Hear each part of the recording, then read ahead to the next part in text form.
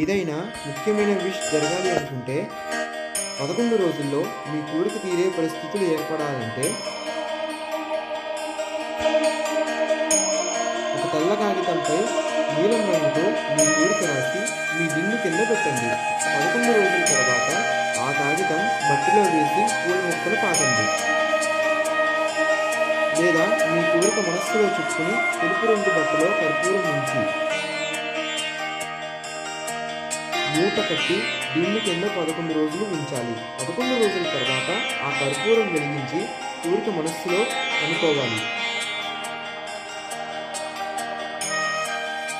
కర్పూరాన్ని కట్టిన గుడ్డను ప్రవాహంలో వదిలేయాలి. ఈ రెండిట్లో ఏదైనా ఒక ప్రయోగం చేయడం ద్వారా చాలా కాలంగా ఉన్న పనులు జరగడానికి దారులు ఏర్పడతాయి. జై గురుదేవ్ దత్త.